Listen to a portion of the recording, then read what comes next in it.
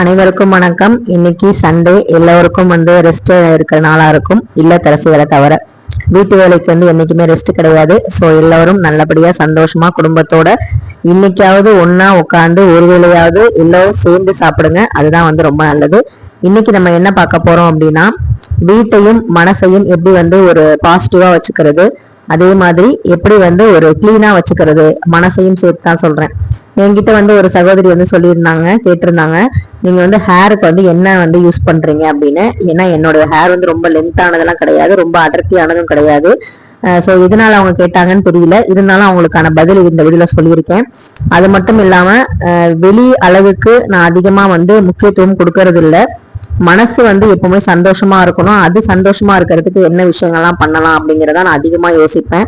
என்னோட வீடியோஸ் பாக்குற எல்லாருக்குமே தெரியும் நான் எவ்வளவு சிம்பிளா இருப்பேன் அப்படிங்கிறது. அதே மாதிரி ஒரு ஃபங்க்ஷன் அப்படின்னா நம்ம கிளம்புறதுக்கான சில விஷயங்கள் நமக்கு இருக்கணும். ஏன்னா வெளியில இருந்து பாக்குறவங்க மனசை பார்க்க மாட்டாங்க, வெளி தோற்றத்தை தான் பார்ப்பாங்க. அது மாதிரிதான் நம்ம வீட்லயுமே பாத்தீங்கன்னா நிறைய விஷயங்கள் நம்ம டெய்லியுமே சுத்தம் பண்ணா மட்டும்தான் நமக்கு அந்த பாசிட்டிவான விஷயங்கள், நமக்கு பாசிட்டிவான மைண்ட் செட் இருக்கும்.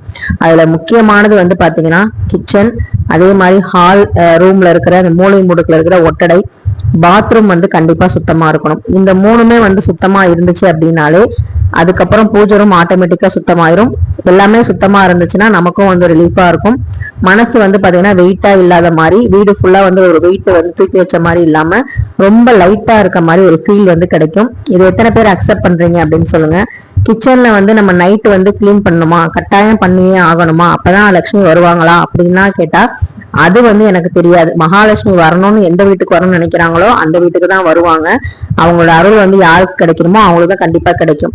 இருந்தாலும் சுத்தம் பண்ணி வைக்கிறது எதுக்காகனா, காலையில நான் முதல்ல கண் விழிக்கிற இடம் எதுன்னா பாத்ரூம் தான் போகும்.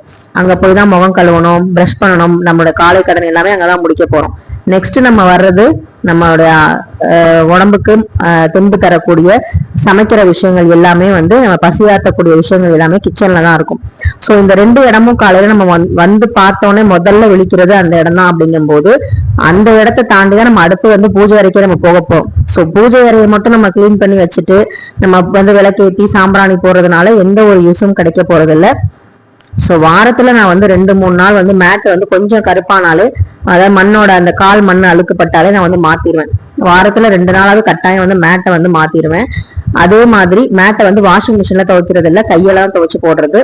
அது மட்டும் இல்லாம பாத்ரூம் வாரத்துல 2 நாள் கிளீன் பண்ணிடுவேன். குளிக்கும் போது தரையெல்லாம் நான் தேய்ச்சி விட்டுருவேன்.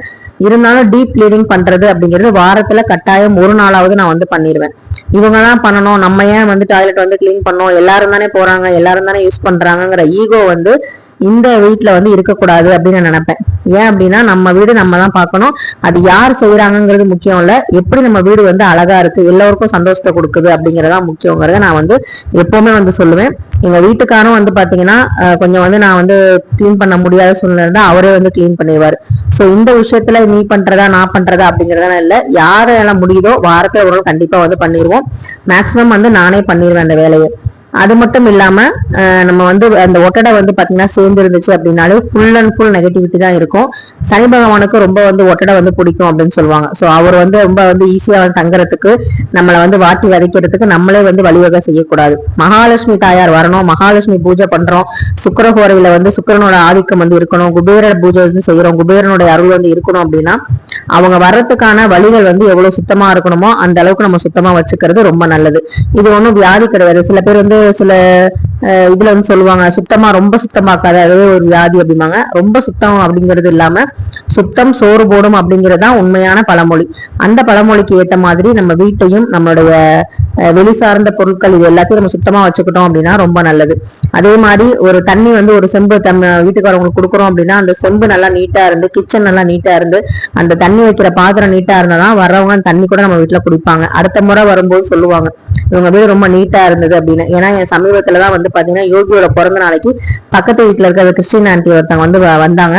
அவங்க பார்த்துட்டு அவங்க வந்து வேற இன்னொரு வீடு கட்டிட்டு இருக்காங்க. ஸோ அதுல வந்து கிச்சன் வந்து இந்த கல்லெல்லாம் பார்த்துட்டு ரொம்ப நீட்டா இருக்கு, நல்லா மெயின்டைன் பண்றீங்க, ரொம்ப சுத்தமா இருக்கு அப்படின்னு சொல்லும் போது நமக்கு வந்து ஒரு கிரெடிட் கிடைச்ச மாதிரி ஒரு சந்தோஷம். வீட்டுல உள்ளவங்க சொல்றாங்களோ இல்லையோ, வெளியே வந்து இருக்கவங்க சொல்லும் போது நமக்கு இன்னும் வந்து ரொம்ப இன்னும் நல்லா வச்சுக்கணும் வீட்டை அப்படிங்கிற மாதிரி தோணும். எங்க வீட்டை சுத்தி எப்பவுமே வந்து இந்த மில்லு, அரிசி மில்லு இருக்கிறனால அந்த தூசிகள்லாம் வந்து படும். என்னதான் நம்ம உடனே அடிச்சாலும் அடுத்த நாளே வந்து தூசி வந்து படிஞ்சுதான் இருக்கும். அதனால வந்து அப்பப்போ வந்து எனக்கு நேரம் கிடைக்கும் போதெல்லாம் நான் வந்து தொடச்சு எடுத்துருவேன். சோ வீடை வந்து மாப் பண்றது நம்ம அப்படிங்கும்போது திங்கள் வியாழன் வந்து பண்ணிடுறோம், ஞாயிற்றுக்கிழமை சனிக்கிழமை பண்ணிடுறோம். இந்த மாதிரி விஷயத்துக்கும் நம்ம வந்து நேரத்தை ஒதுக்கணும் அப்படிங்கிறது தான் வந்து பாத்தீங்கன்னா என்னுடைய பிளான் எப்பவுமே. ஸோ பாத்ரூம் வந்து கிளீன் ஆயிடுச்சு, ஒட்டடை வந்து அடிச்சுட்டேன், சிங்க் வந்து நல்லபடியா சுத்தம் பண்ணிட்டேன், கிச்சன் எல்லாம் வந்து விளக்கிட்டேன் அப்படின்னாலே எனக்கு அந்த டே வந்து சூப்பரா இருக்கும். என்னுடைய ஹேருக்கு நான் யூஸ் பண்றது இந்த செக்கு தேங்காய் எண்ணெய் தான். பக்கத்து கடையில தான் இருக்கு, பக்கத்துல தான் இருக்கு, அங்கதான் வாங்கிட்டு வருவேன். என்னுடைய ஷாம்பு வந்து பாத்தீங்கன்னா ஹிமாலயா ஷாம்பு தான் நான் யூஸ் பண்ணிட்டு இருக்கேன். இதுதான் வந்து யோகிக்கும் நான் வந்து யூஸ் பண்றேன். ரொம்ப ஜென்டலா இருக்கும், ரொம்ப லைட்டா இருக்கும், எனக்கு வந்து ரொம்ப வந்து ட்ரை ஆகாது ஹேர். அதனால இதை யூஸ் பண்ணிட்டு இருக்கேன். முதல்ல வந்து நான் கிளினிக் பிளஸ் யூஸ் பண்ணிட்டு இருந்தேன். அப்புறம் கஸ்தூரி மஞ்சள் முகத்துக்கு எப்பவுமே டெய்லியுமே வந்து மஞ்சள் தேய்க்காம இருக்க மாட்டேன். மாதவிடாய் காலமா இருந்தாலும் சரி மஞ்சள் தேய்ச்சி தான் குளிப்பேன். இது வந்து ஹெர்பல் சோப்பு தான் நான் வந்து யூஸ் பண்றது, மூலிகை சோப்பு அப்படிங்கும் போது எனக்கு வந்து சார்கோல் வந்து யூஸ் பண்ணுவேன், கறித்தூள்ல செஞ்சது. இல்லைன்னா வந்து பாத்தீங்கன்னா நலுங்கு மாவு. அவங்களுக்கு வந்து குப்பை மேனி, யோகிக்கு வந்து பாத்தீங்கன்னா ரோஜா வெள்ளை ரோஜா வந்து இதழ் அது வந்து யூஸ் பண்ணுவோம். அப்புறம் பான்ஸ் பவுடர், இந்த ஹிமாலயாவோட ஃபேஸ் வாஷ் வந்து ஈவினிங் டைம்ல யூஸ் பண்றதுக்கு. இந்த பான்ஸ் வந்து மாய்ஸ்சரைசர் வந்து பாத்தீங்கன்னா ரொம்ப நல்லா இருக்கு, ஸ்கின்னுக்கு வந்து நல்லா இருக்கும் அப்படிங்கறனால நான் யூஸ் பண்ணேன். இந்த பிபி கிரீம் வந்து பாத்தீங்கன்னா இன்ஸ்டன்டா நமக்கு வந்து ஒரு பிரைட்னஸ் வந்து கொடுக்கும் அப்படிங்கறனால மாய்ஸ்சரைசரை போட்டு இந்த கிரீமை போட்டு பான்ஸ் பவுடர் அடிச்சாலே நமக்கு வந்து ரொம்ப பிரைட்டா இருக்கும். இதை விட பாத்தீங்கன்னா நமக்கு ரொம்ப அழகு சேர்க்கிறது அப்படிங்கிறது ஒரு பாட்டுல கூட வரும், கண்ணுக்கு மை அழகு கவிதைக்கு பொய் அழகு அப்படிங்கிற மாதிரி. அந்த கண்ணுக்கு உண்மையாலுமே நான் என்னைக்கு மை போட ஆரம்பிச்சனோ அப்ப இருந்து என் கண்ணு எனக்கு ரொம்ப பிடிக்க ஆரம்பிச்சது. சோ எல்லாருக்காகவும் பார்த்து பார்த்து நம்ம செய்யற நமக்காக சில விஷயங்கள் வந்து செஞ்சுக்கணும் அப்படிங்கறதுல நான் ரொம்ப ஸ்ட்ராங்கா இருப்பேன். எனக்கு பிடிச்ச விஷயங்களை நான் வந்து கண்டிப்பா அந்த நாள்ல ஒரு தடவை நான் செய்யணும். அதுல வந்து பாத்தீங்கன்னா எனக்கு வந்து இந்த வீடை கிளீன் பண்றது மட்டும் இல்லாம அது எல்லாருக்காகவும் செய்யறது. எனக்காக நான் பண்ணிக்கிற விஷயம் இந்த கண்ணுக்கு மை போடுறது. இப்ப ரீசெண்டா வந்து நான் லிப்ஸ்டிக்கை நான் போட மாட்டேன், ஆனா இந்த லிப்ஸ்டிக் வந்து எனக்கு ரொம்ப பிடிச்சிருந்துச்சு. இது வந்து ஸ்கின் டோன்லயே இருக்கும். அதே மாதிரி சாக்லேட் ஃபிளேவர் வந்து அந்த ஸ்மெல் வந்து வரும், எனக்கு ரொம்ப பிடிச்சிருச்சு இது. ஸோ அதனால வந்து இது வந்து நான் யூஸ் பண்ணிட்டு இருக்கேன். ஆனா வந்து அவ்வளோ போட்ட மாதிரியே தெரியாது. மற்ற திங்ஸ் எதுவுமே இதை வந்து நான் யூஸ் பண்றதே இல்லை, ஏன்னா அதெல்லாம் வந்து நம்ம ரொம்ப ஹெவியா காட்டும் அப்படிங்கறனால நான் யூஸ் பண்றதே இல்லை. ஏதாவது ஃபங்க்ஷன் அப்படிங்கும் போது நம்ம வந்து எல்லாத்தையும் வந்து போட்டு பார்க்கலாம் அப்படிங்கிற மாதிரி நான் வந்து வச்சிருப்பேன். என்னதான் வெளியில வந்து நம்ம வந்து பெயிண்ட் அடிச்சுக்கிட்டாலும், என்னதான் வந்து நம்ம வந்து பவுடர் போட்டுக்கிட்டாலும், தண்ணி வந்து எடுத்துக்கிறது அப்படிங்கிறது தான் ஸ்கின்னுக்கு ரொம்ப ரொம்ப நல்லது. இன்டேக் வந்து நம்ம உள்ள என்ன எடுக்கிறோமோ அதுதான் நம்ம ஸ்கின்னுக்கும் ஹேருக்கும் வந்து எப்பவுமே வந்து நல்லது. நான் தண்ணியே ரொம்ப குடிக்க மாட்டேன், அதனாலதான் வந்து பாத்தீங்கன்னா என் ஹேர் ரொம்ப கொட்டி போச்சு அப்படின்னு சொல்லி நான் தோணும். ஸோ அதனால வந்து ஹேர் வந்து நல்லா இருக்கணும் அப்படின்னா நீங்க போடுற அந்த ஹேர் பேக்கா இருக்கட்டும், ஷாம்பா இருக்கட்டும், அதெல்லாம் ஒர்க் அவுட் ஆகணும் அப்படின்னா தண்ணி நிறைய குடிக்கணும். அதே மாதிரி நம்ம உடம்புல நிறைய சத்துக்கள் இருக்கணும், விட்டமின்ஸ் வந்து இருக்கணும், மினரல்ஸ் வந்து இருக்கணும். அப்பதான் வந்து பாத்தீங்கன்னா நல்லா இருக்கும். அதை விட முக்கியமா நம்ம பூஜை ரூம்ல வந்து பூஜை பண்றது அப்படிங்கிறது நம்ம குடும்ப சந்தோஷத்துக்காகவும் நிம்மதிக்காகவும் குடும்பத்தோட சேர்ந்து ஒரு நாளாவது ஒரு வேலையாவது நம்ம வந்து சிரிக்கணும். ஒரு நாளைக்கு ஒரு தடவையாவது நம்ம சத்தமா சிரிச்சிருக்கோமா அப்படின்னு யோசிச்சு பாருங்க. கடைசியா நீங்க வந்து எப்ப சிரிச்சீங்க, நல்ல சத்தமா வந்து மனசார சிரிச்சீங்க அப்படின்னு மறக்காம கமெண்ட்ல சொல்லுங்க. எத்தனை பேர் மனசார வந்து கடைசியா சிரிச்சிருக்கீங்க அப்படிங்கறத நான் வந்து தெரிஞ்சுக்கணும். அதே மாதிரி நான் எப்ப சிரிச்சேன் அப்படின்னா இன்னைக்கு காலையில, இப்ப உங்கள்கிட்ட பேசுறதுக்கு கொஞ்ச நேரத்துக்கு முன்னாடி. நிறைய பேர் வந்து நம்ம சிரிக்கிறதே மறந்துட்டோம், நிறைய வந்து கவலைகளை தான் சுமந்துகிட்டு இருக்கோம். எவ்வளவுதான் கவலை இருந்தாலும் எவ்வளவுதான் கஷ்டம் இருந்தாலும் ஒரு நாளைக்கு ஒரு முறையாவது சத்தமா சிரிக்கணும் அப்படிங்கறது என்னுடைய கொள்கைகளை ஒண்ணு. சோ உங்களுக்கு இந்த வீடியோ பிடிச்சிருந்தா, ஏதாவது வகையில பாசிட்டிவா இருந்தா கண்டிப்பா லைக் பண்ணுங்க, ஷேர் பண்ணுங்க, மறக்காம சப்ஸ்கிரைப் பண்ணுங்க.